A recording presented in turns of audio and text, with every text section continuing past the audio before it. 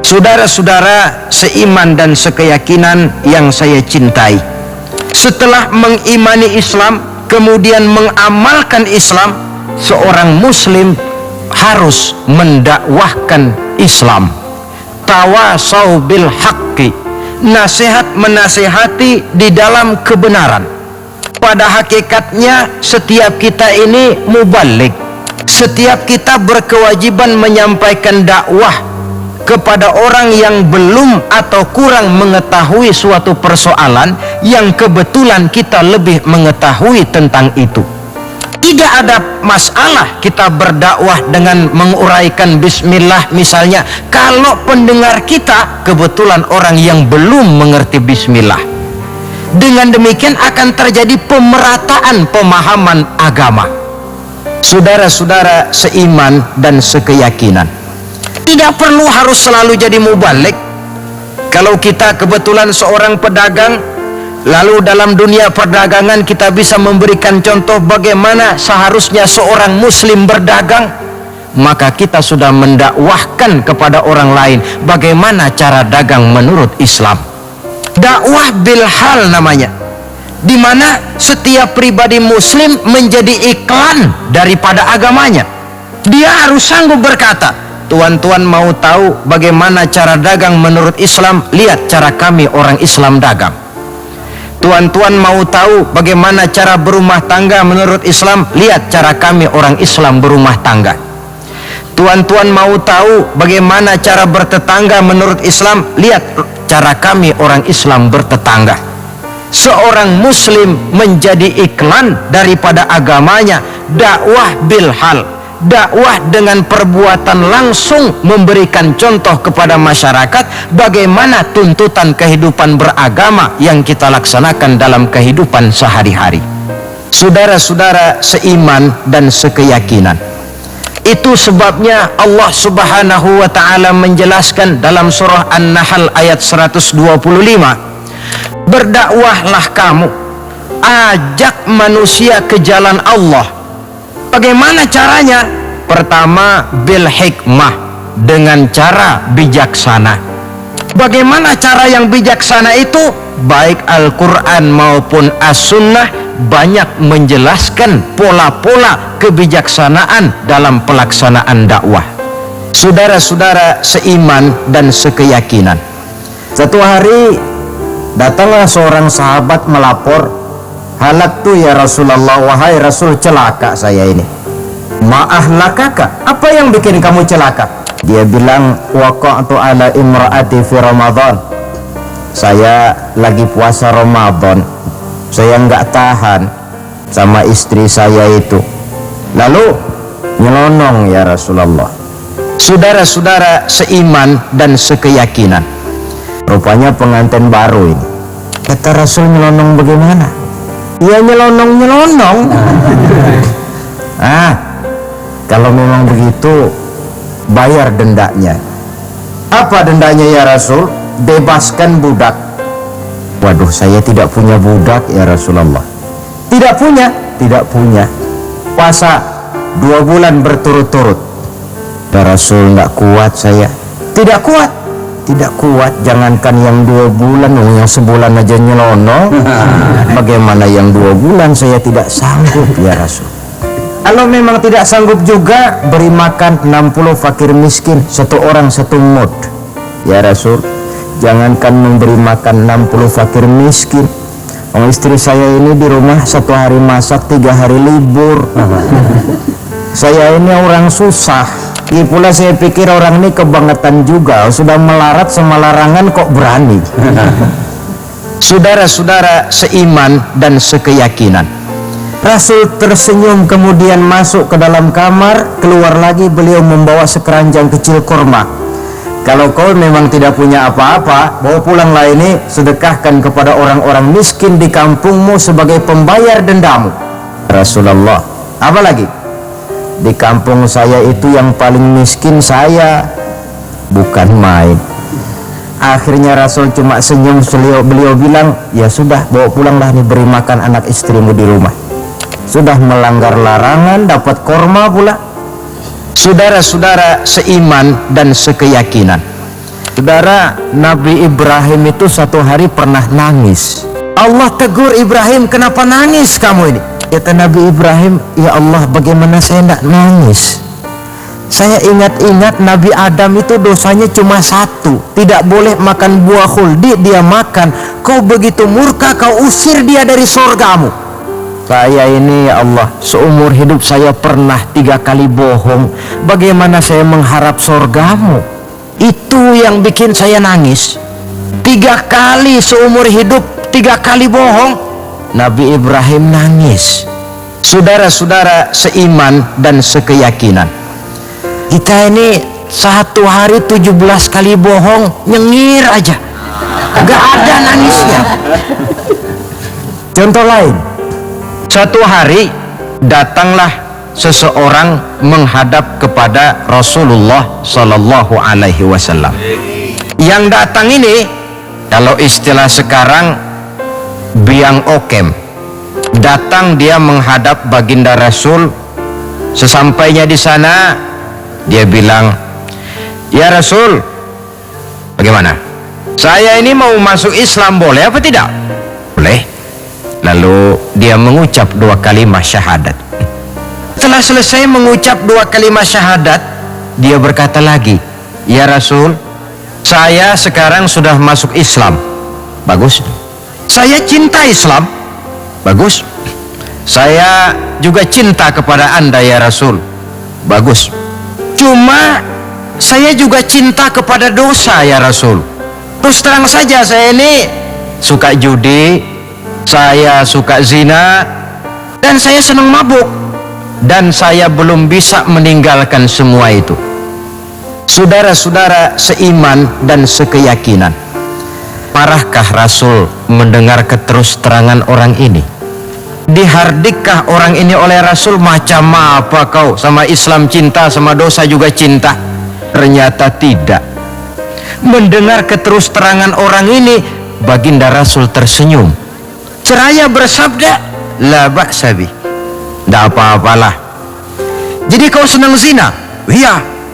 Mabuk? Wah, hampir tiap malam saya teler. Judi? Itu lagi hobi saya. Dan kau belum bisa tinggal semua itu?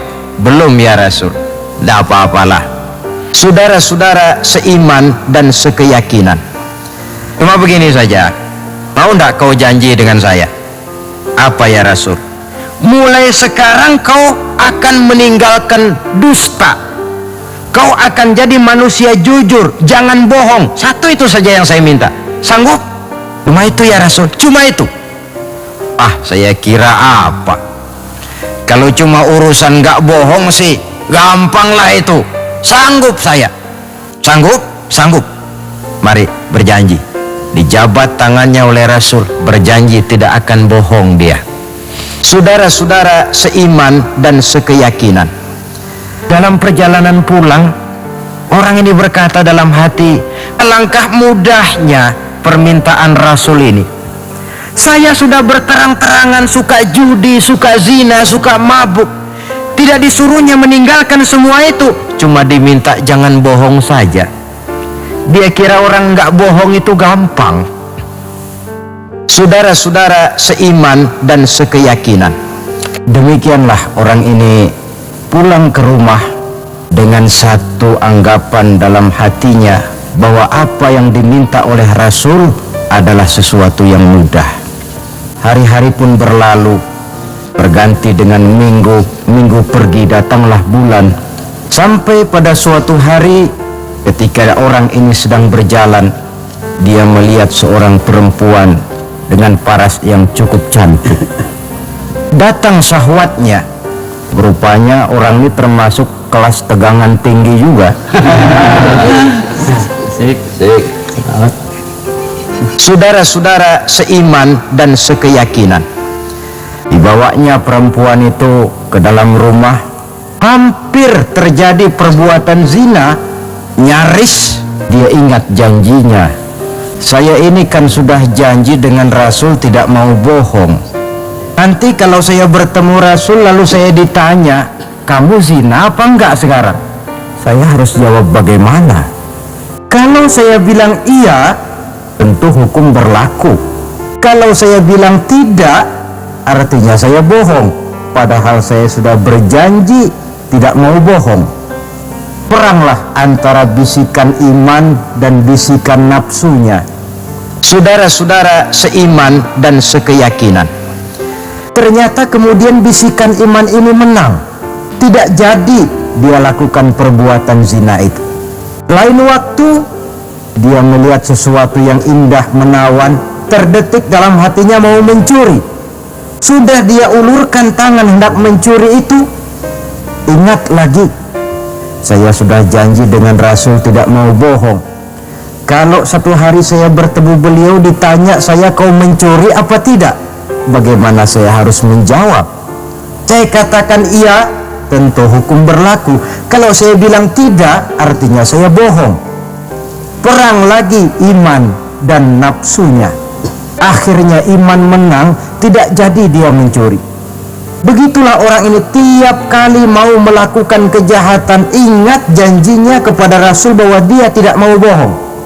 Sampai akhirnya dia tidak pernah jadi melakukan berbagai macam kejahatan.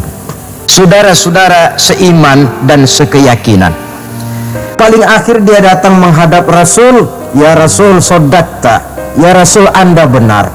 Kenapa? Yang Anda minta cuma satu, jangan bohong. Tapi rupanya itu pokoknya ya Rasul. Saya ternyata tidak berkutik. Sampai paling akhir dia menjadi salah seorang sahabat yang terbaik dari baginda Nabi. Sebab apa? Hanya diminta meninggalkan bohong oleh Rasul. Ini pola dakwah yang dilaksanakan oleh Rasul dengan cara bijaksana. Prosesingnya melalui tahapan yang sesuai dengan kemampuan orang. saudara-saudara seiman dan sekeyakinan, Pola kebijaksanaan semacam ini menunjukkan elastisitasnya watak Islam itu. Tidak kalau sudah begitu ya mesti begitu. Kita sajakan besar ini lewat tahapan. Begitu lahir kita cuma minum air susu ibu. Meningkat besar sedikit baru kita makan pisang. Lalu sudah besar lagi, agak besar lagi, baru bubur. Sudah besar betul, baru makan nasi. Lebih besar lagi, barangkali termasuk jengkol dan sebagainya. Bayangkan kalau orang begitu lahir sudah dikasih jengkol, itu tidak bijaksana kan, akan rawan akibatnya. Pendeknya, dengan dakwah cara bijaksana ini, jangan memancing ikan pakai anggur. Bagaimanapun enaknya anggur itu, bukan makanan untuk ikan. Inilah makna tuntunan Nabi, khatibin nasa ala qadri uqulihim. Berbicaralah kepada manusia sesuai dengan daya terima mereka, sesuai dengan kemampuan yang mereka sanggup melaksanakannya. Begitulah pola dakwah pertama, bil hikmah. saudara-saudara seiman dan sekeyakinan, Yang kedua, wal mau'izatil hasanah, dengan contoh nasihat-nasihat yang baik. Dan yang ketiga, wajadilhum billati hiya ahsan. Kalau memang perlu berdebat, perlu berbantah, debatlah dengan cara yang terbaik. Bukan dengan sentimen, tapi dengan argumen. Bukan dengan tujuan untuk mencari kemenangan, tetapi untuk mencari kebenaran. Sehingga dengan demikian, saudara-saudara, seorang muslim harus tegak mendakwahkan Islam sesuai dengan bidang dan kemampuannya masing-masing. Ini sikap yang ketiga. saudara-saudara seiman dan sekeyakinan, Yaitu yang keempat, watawasau bis sabr, bersabar dalam Islam. Setelah kita mengimani Islam, mengamalkan Islam, kemudian mendakwahkan Islam, pada yang keempat, bersabar dalam Islam. Sebab apa? Perjalanan mengimani Islam, mengamalkan Islam, mendakwahkan Islam, bukan perjalanan yang lurus bertabur bunga di kanan kirinya. Jalannya menanjak, penuh onak dan duri. Namun tidak ada perbuatan tanpa resiko. Orang yang berani berbuat harus berani resiko. Mengimani Islam ada resikonya, mengamalkan Islam ada resikonya, mendakwahkan Islam, menegakkan yang ma'ruf, menghancurkan yang munkar pun ada resikonya. Bersabar dalam Islam. Saudara-saudara seiman dan sekeyakinan, Bagaimana orang yang sabar itu? Allah menjelaskan, orang yang sabar tidak lain adalah orang-orang yang kalau mereka mendapat musibah, terkena satu kesulitan, kembali kepada konsepsi dasar inna lillahi wa inna ilaihi raji'un. Kami berasal dari Allah dan kepada Allah pula kami akan kembali. Bukan ucapan itu yang penting, tapi penghayatannya. saudara-saudara seiman dan sekeyakinan, Kalau satu saat kita kehilangan harta benda yang sangat kita sayangi, kembali kepada konsepsi dasar. Dahulunya pun waktu terlahir ke alam ini saya tidak membawa apa-apa. Inna lillahi wa inna ilaihi raji'un. Di belakang itu lalu baik sangka bahwa musibah, kepahitan dan penderitaan hidup bagaimanapun pedihnya, di belakang itu tentu mengandung hikmah. Kalau pada satu saat misalnya kita harus melepaskan jabatan yang kita cintai, kembali kepada konsepsi inna lillahi wa inna ilaihi raji'un. Dahulunya pun ketika lahir ke dunia ini saya tidak membawa jabatan apa-apa. saudara-saudara seiman dan sekeyakinan, Cuma barangkali mata kita saja yang agaknya kurang terbuka untuk menelusuri hikmah di belakang itu. Lalu timbul semacam protes. Kenapa kesulitan yang datang menimpa saya? Padahal saya mengimani Islam, mengamalkan Islam, mendakwahkan Islam. Kenapa mesti kesulitan yang saya hadapi? Timbul protes dalam hati.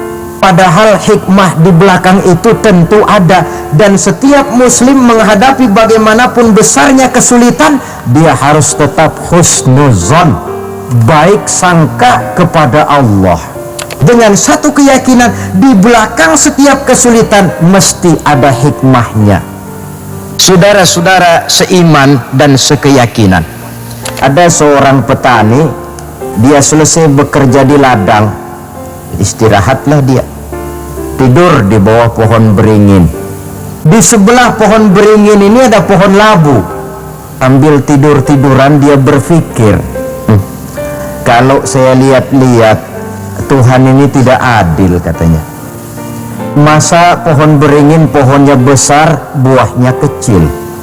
Lalu pohon labu pohonnya kecil, pohonnya kecil kok buahnya besar. Tuhan bukan arsitek ulung ini. Tidak adil ini. Mestinya supaya enak dilihat itu beringin yang pohonnya besar, buahnya besar sebesar buah labu. Lalu pohon labu yang pohonnya kecil, buahnya kecil-kecil sajalah sebesar buah beringin. Baru adil rasanya itu. saudara-saudara seiman dan sekeyakinan, Apa yang terjadi? Rupanya Allah tidak membuktikan kebesarannya. Baru saja selesai dia berpikir Tuhan tidak adil, jatuh sebutir buah beringin tepat menimpa hidungnya. Dia terkejut. Astagfirullahalazim, katanya. Kalau begitu Allah itu benar-benar adil.